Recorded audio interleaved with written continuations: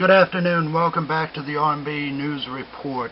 If you're watching this video on YouTube, then you will see at the beginning of the video and also at the bottom of the page where you're viewing the video, you will see the link and address of our website. It's known as, or you can key it in any search engine. It's R&B News Report. And our address is rmbnewsreport.com. Earlier in the hour, I said that I would talk a little bit about communism. I had received a phone call from, I think it was Mark in Houston, and was asking about communism. And communists, as most of us know, they never went away. They never, with the collapse of the Soviet Union and with China becoming more capitalistic, the communists really have not gone away. They're still in power, and in Cuba and various other parts, North Korea, various other parts of the world. And I want to draw the coalition between the communists and people who call themselves socialists or progressives or liberals. All of those isms are pretty much all communists. Now, socialism has different degrees. In Europe, there is a type of socialism known as Fabian socialism. So they've got many different terminologies, different aspects of socialism. Some are soft tyranny, others are more hard tyranny. But when you get down to the agenda of all of these isms, socialism, progressivism, liberalism, they're all under the umbrella of communism. And so now on my website I have put a page which is entitled Socialists and Progressives in Congress. Falling into that category also are the liberals, okay, and also the hardcore communists. You don't often see hardcore communists actually identifying themselves as communists, because that word has such a negative connotation in a democrat society or a capitalistic free market enterprise country. They will soften it up. They used to soften it up with words like socialism until finally the people began to realize that socialism was just same thing as communism. So then they switched to progressivism. Now, progressivism has actually been around since 1900s. But if you look at the agenda of all of these different isms, you will find out that they're pretty much all the same, which is anti-capitalistic, anti-free market enterprise, anti-independent minded people. In other words, we have in the United States, what made the United States great is the coming together of many different people from all over the world into one society where they could enjoy and partake of the free market enterprise system, capitalism. Capitalism is not a bad word, even though it's being used by members of the left to demigod or denigrate the people who want to keep the money that they make. In other words, let's think of it like this. We have a society of those who are hardworking and those who are not hardworking, those who are lazy and just want to sit around and live off of the system. Nobody out there in the audience can deny that that is a fact. All you have to do is go to the inner cities of any American city, and you will see people congregating on street corners when at a time of the day when most people are actually out working for a living. And you've got to ask yourself, how the hell do those people live if they're not working? They're hanging out at a corner store, drinking beer in the middle of the afternoon. Well, it's because they're living off the system. You could call it a welfare system, a welfare state, or whatever.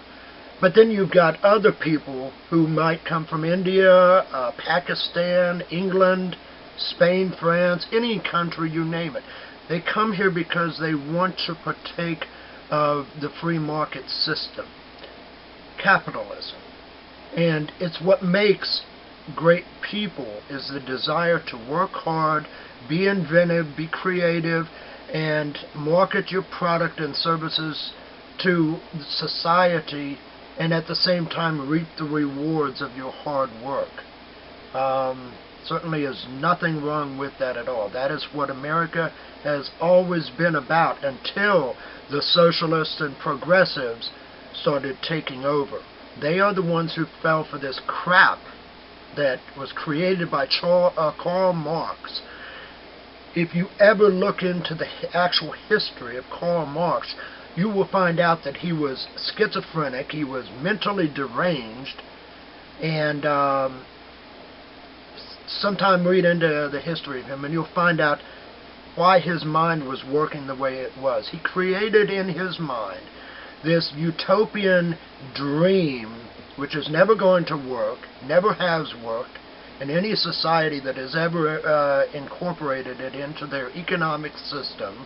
It has never been successful. It never will be.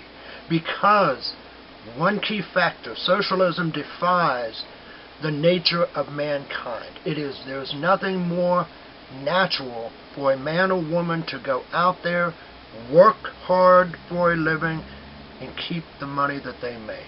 But if they have to give 80 or 90% of it up to the state for some promises that the state will take care of us, well, that's bullshit. Excuse my language. But if you ever listen to me, my language is meant to accent certain, things, so get used to it.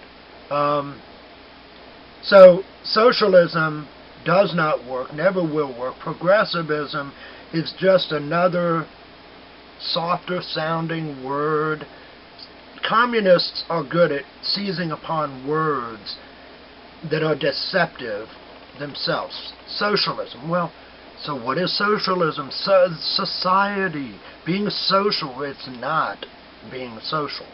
Progressivism, it's a contradiction. It is not progressive in nature. It is actually regressive in nature. Going back to something that the Soviets showed could not possibly work, could not be effective. And liberalism, there again you have another word that sounds harmless. It sounds like, boy, I want to be, what is liberal? Well, it's freedom, liberated. Well, it does not mean liberated. Actually, once socialism takes over a country, then eventually the people find out that they've been deceived.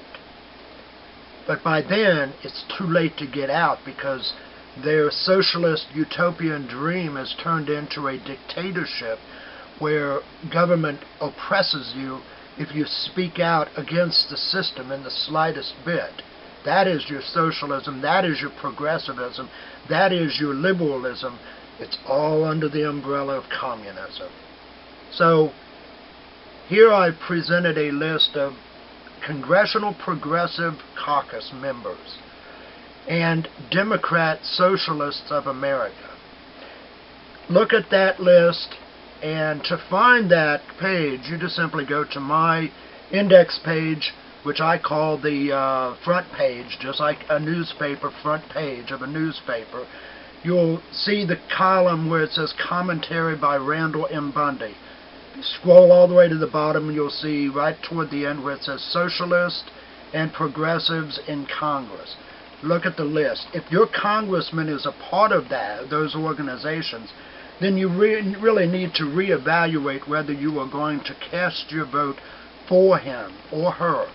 And remember that socialism and progressivisms, people who are a part of that are often very deceptive. They will not tell you that they are a part of that. They don't want you to know that, you see. They want to keep you just like mushrooms in a cave. They want to keep you fat, in the dark, and stupid, and feed you a bunch of shit. That is the leftists in general. I refer to them all as collectively as leftists. It's easier that way to refer to the bunch, because they are the opposite of what I call the patriots. The patriots, you can sum up very briefly by saying we go by the Constitution of the United States, which includes the Bill of Rights, the first 10 amendments to the Constitution, and we know the Declaration of Independence in and out. Those are the documents that make up what America used to be and was always intended to be.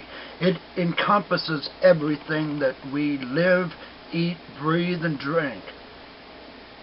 Patriotism is those who endorse and support the Constitution of the United States. Don't forget the Bill of Rights, the first 10 amendments. And don't forget that the Second Amendment is part of the Bill of Rights. The same as the First Amendment is part of the Bill of Rights. First Amendment is what gives you the ability to speak out like I am speaking out right now. It also gives you the ability, the right of freedom of religion, freedom of the press. Study the Constitution and the Declaration of Independence. Remember, the Bill of Rights is part of the Constitution. If you do away with the Constitution, then you've destroyed the country. America will no longer be what it used to be, and the leftists will have won. Look at the list. If your congressman is on that list, don't vote for him unless you want to go down the slippery slope of socialism. This country right now is right on the edge of the abyss, falling into the dark abyss. And there are few people out there who are, in fact, trying to pull society, American society, back from the edge of the abyss. We'll be back after this commercial break. Thank you. This is the RMB News Report.